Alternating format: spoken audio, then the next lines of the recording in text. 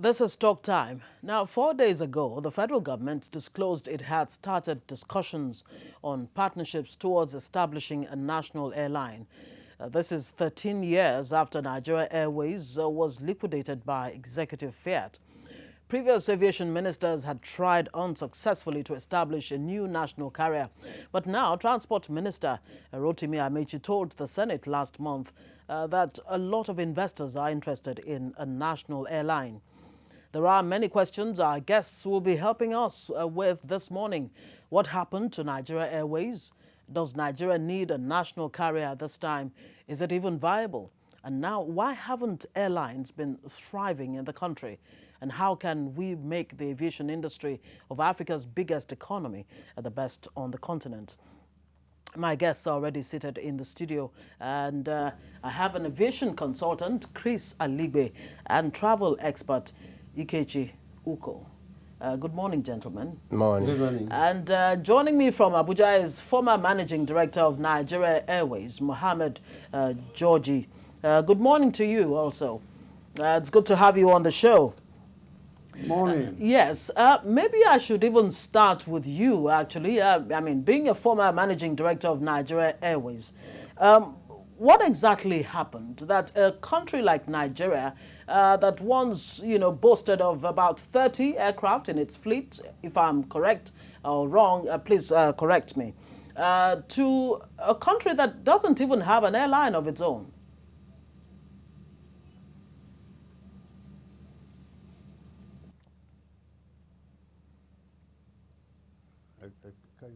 Hello, good morning. Can you hear me? Yes, loud and clear. Let me put the question to you again, if you will hear me. What I asked earlier, I tried to paint a picture of a country that had an airline that could boast of a number of aircraft, about 30 or so, or even more at one time or the other in the past. And now we can't even boast of one. We don't even have an airline. What happened? How did we get here? The genesis of the story as a national carrier started on 15th of May, 1946, Resolution 682 of the Buckingham Palace. The father of the Queen of England, this present Queen of England, started this West African Air Transporting Council, Nigeria, Gold Coast, now Ghana, Sierra Leone, and Gambia. We have the largest shareholder of 68%. In fact, the address is 133 Broad Street, Lagos. Telephone number S73, just to put you straight into the genesis of what the airline have done. In 1947, the first flight, commercial flight, they lost about 76,450 pounds. The following year, they lost 90,000 pounds. The general manager or the chief executive were replaced. This trend continues, constant loss-making, constant removal of chief executive up to and including the time of liquidation of Nigerian Airways in the year 2004. So the question is, national carrier or not a national carrier? Now, throughout the history of Nigerian Airways, all is debt. The federal government, through IATA Clearing House, pays maintenance, crew allowance even, fuel, and crew allowance, catering is all being paid by the government. So at the end of the day, Nigerian Airways pays nothing much. All the federal government is paying the debt of Nigerian Airways through IATA Clearing House. So what we are saying at that time, gross revenue was net profit.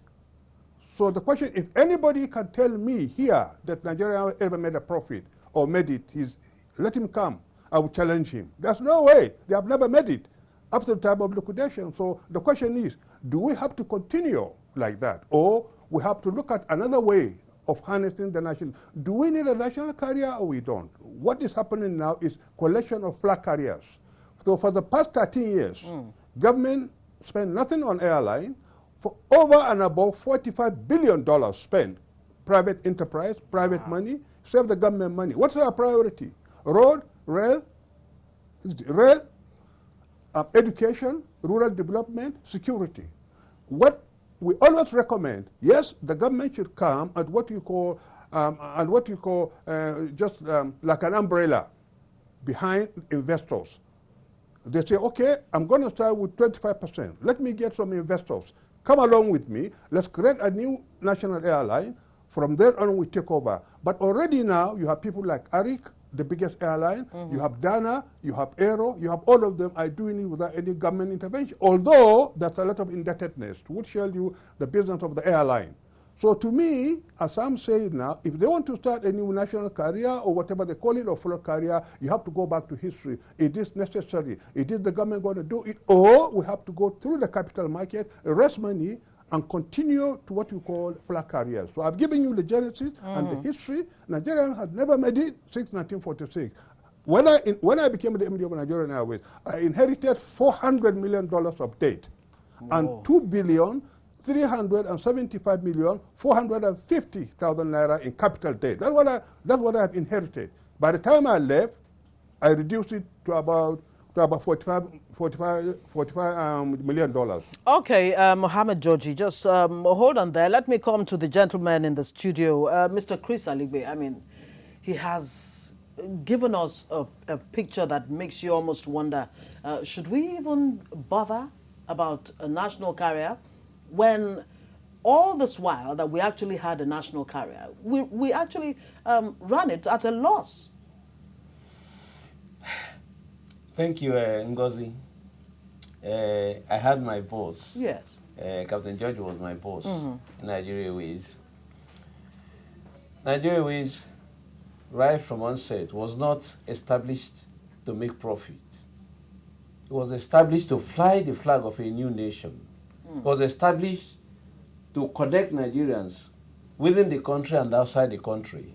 Its philosophy was providing social services.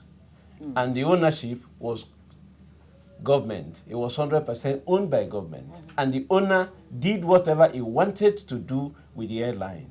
Nigeria Airways paid its due. Nigeria Airways flew sorties to Southern Africa during the struggle for the liberation of Southern African states under apartheid. Nigeria Airways, even when accidents and when issues came up, the government could use Nigeria Airways to achieve its objectives. So in terms of that, Nigeria Airways acquitted itself up to 1986-85 during the IBB's SAP, when it decided in one fell swoop that the airline should fend for itself, that the airline will no longer come under subvention.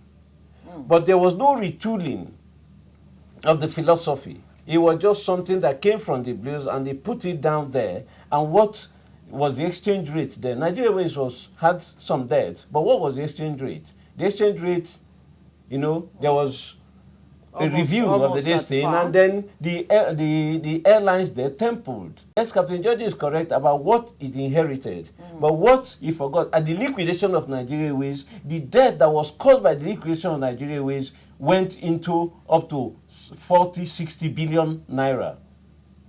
And so Nigeria Airways was liquidated at a time the assets of the airline was by far much more than the debts. But let's leave that. I don't want to get into semantics. What we should ask ourselves, one, there are over 400 to 500 pilots, young pilots and engineers who have no jobs. Right now in this country. We are funding Nigerian College of Aviation Technology to train more people. Ilori is training more people. More people in the aviation sector, pilots and engineers. They are training them to come out of this thing. Today, Nigeria has no voice in IATA. Nigeria has no voice in AFRA, African Airlines Association. The policies for airline for the continent are made by about 4 or 5 airlines. South African Airways, Kenya Airways, Ethiopian Airlines, Egypt Air, maybe Tunisia or Air Mauritius. So these are that make decisions that impact on us. Two, Yamoussoukro is coming. By 2017, African skies are supposed to be open. We are nowhere. Today, Nigerians are flying even through Kigali to Dubai. Just imagine Kigali from Rwanda. The airline flies into this country, takes Nigerians, goes out to the places they are going to. This is where we are today. And so the problems are growing. Capital flight on tickets. It's over $2.3 billion leaving this country. So the challenge is not, are we going to have national carrier? Are we not going to? How do we provide for, how do we face these challenges in our country? Those who are flying today, in a way that it will not be at a loss. Let me bring, Ikechukwu Uko in here. Ikechi, sorry. You are a travel expert, and I'm sure you have all the statistics as to, you know, how much Nigeria may have lost, you know, in the course of its owning an airline in the first place. And now that Nigeria does not even own an airline, does not have an airline, and Mr. Aligbe has just mentioned countries like Ethiopia that proudly, you know, have won severally best airline in Africa over and over again. The question really is, if I'm to read, you know, very well what Mr. Aligbe has said, just the symbolism of it, of a country like Nigeria, 170 million people owning an airline, is that enough? Or should we be looking at the profitability of it? First of all, I want to say, explain what Captain George actually said. Yes, please. That from 1947 till today, no airline in Nigeria is profitable. He said that by the time it was liquidated, they were in debt. And for the past 13 years that the private carriers have been in play, they are all owing. They are also in debt. So which means but they're what not... Aligbe has said is that at the time Nigeria Airways had more assets than his debt. Yes. So, but the private carriers who took over are still at the same point Nigerian Airways was at the beginning. That's what I understood from what he said. So airlines lose money in Nigeria for whatever reason, we don't know. Now there are, somebody said something that for new nations to emerge, they need to do three things. The first thing is stop making stupid errors, start doing the right things, and plan for the future. So let's say that we had made our foolish errors in the past. Are we doing the right thing? Are we planning for the future? Ethiopian Airlines made a profit of $150 million last year. That is more profit than the whole African airlines put together. And that company is owned 100% by government. The only, among the top 4 airlines in Africa, the one that is not owned 100% by government is the one that gets a lot of government subvention to survive, Kenya Airways. It's owned partially in the model he suggested, stock exchange, private investors, KLM. So for me, what I have seen happen in Nigeria is that we have not created a strategic environment for aviation. Aviation is not business like other form of business. Aviation is the heartbeat of a nation. When you had 9/11 and the airlines in America were troubled, George Bush has to get American government to pump money into the airlines so they survive. They had to encourage people to travel. When a nation doesn't travel, that nation doesn't grow. There is a correlation between GDP growth and mobility of the citizens. So when people don't move around, the economy can grow. So we ask ourselves, we have 170 million people, thereabout. We spend close to $2 billion buying tickets every year. 80% or close to 95% of that money goes abroad. What do we do to be able to harness this money, provide mobility for our people? Something has come out of the environment in Nigeria, and that is that the Nigerian public is not well served by our airlines. Okay, there is no Nigerian that will tell you that he's well served today by the airlines. Let me go back to Captain Georgie. So the question then is, I mean, how is it that Ethiopia Airlines, for example, is, you know, a fully government-owned airline is profitable? Why is it that Nigeria Airways, unfortunately at the time it was even called Nigeria Airways, if you know, I recall very well, and that, you know, really is very uncomplimentary. Why is it that we have not been able to, I mean, Ikechi has just painted a picture here that if people don't travel, you actually limit the level of development. And it is obvious that the aviation industry is a major contributor to the GDP. And we've not, you know, we seem not to attach much importance to this, in spite of the fact that Nigerians really are still traveling anyway. You see, look, let's put a question of sentiment aside. I think, okay, let's put the question of sentiment aside. Chris Elibe was my public relations manager at the time. When we created what is a model called Air Nigeria, that Air Nigeria supposed to be funded by government and private enterprise. He represented us in Abuja and sent all our documentation to various embassies so that we can change to a new national airline without any encumbrances. The government pumped in about 60, 70 million to pay all the hostile creditors, which we did. Everything was going very fine. Night and well, we rationalized everything, pension, gratuity, the whole lot of it. This thing were going fine. So what happened? At the end of the day, he will explain to you what happened. The government pulled the rug under our feet for political reasons in support of an individual who they don't support for political reasons. And that individual that came in as the managing director, his main aim is against privatization. He just wants to continue with the government business as usual. So at the end of the day, it's gone now. Remember, Ethiopian Airlines at the time, they have no national resources except airlines. So they make sure it works. Nigeria, plenty of money, plenty of oil, and so on and so forth. So to us, airline is secondary as far as we are concerned. We don't survive by airline income, and so on and so forth. So as such, it's the politics that kill the Air Nigeria concept. It's what you call dead on arrival. Today, if the government have allowed our plan, which from Aviation Bello to myself, including Chris Alibe, today we would have been one of the best airlines in Africa. I have no mistake about it. But what happened politically now?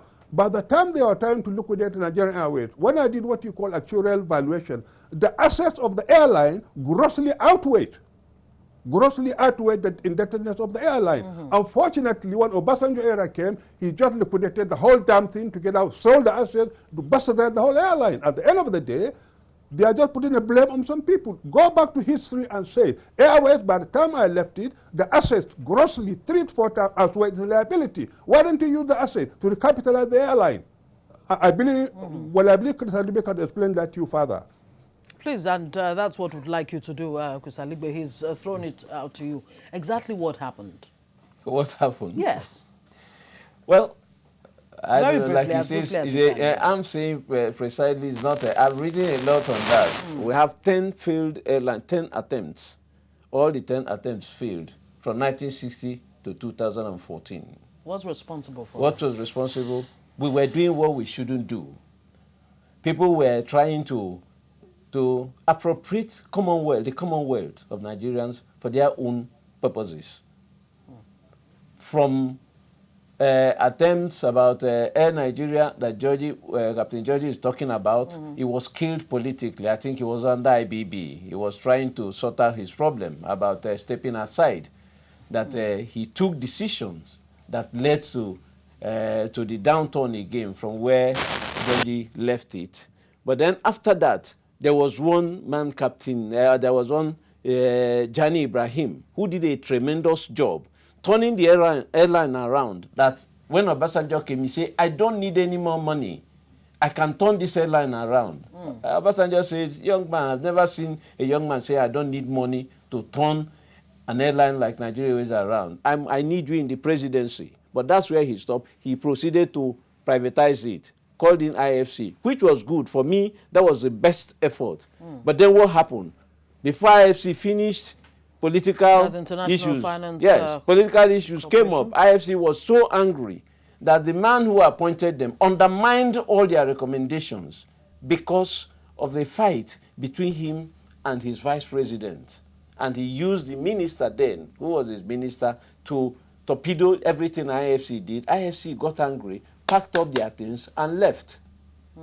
Then that administration headed to establish another airline, Virgin Nigeria. Virgin Nigeria was not a national carrier. It's a ruse. Virgin Nigeria was owned by 2 Nigerians and Richard Branson. Virgin Nigeria, the debt that was left by Air Nigeria, Virgin Nigeria, at 5 billion, was acquired during the era of Virgin Nigeria. Between branching, between the Nigerians who owned it, and then that thing was passed on to Air Nigeria under Jimoh Ibrahim. Unfortunately, Jimoh Ibrahim acquired what he was directed to acquire it. He acquired what he didn't know how to run. And then, but that money, the financial engineering that went with that at 5 billion, well, only those who want to find out, we know. And then, but that's what, if the country dares to wants to find out, they will find out what happened, how it came to that point. But what happened after the liquidation of Nigeria Airways, the bazaar that went on the properties of Nigeria Airways, properties worth over 6 billion were sold for under 1 billion. Properties everywhere outside the country.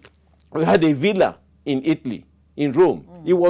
All of them were undersold if you look at the properties of Nigeria Airways. But so their interest was to acquire the Commonwealth, and that's what they appropriated the Commonwealth of Nigerians for their personal gains.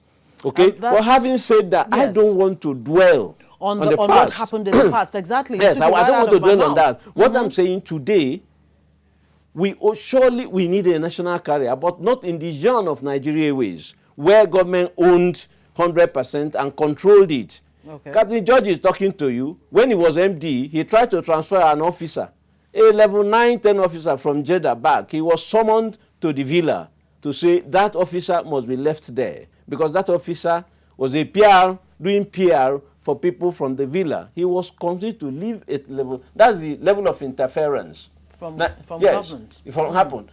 Government will give Hajj operations to private operators and ask them to use Nigeria Airways call sign. In which case, they will not pay for overflight charges, they will not pay for landing charges, sometimes they will not pay for fuel.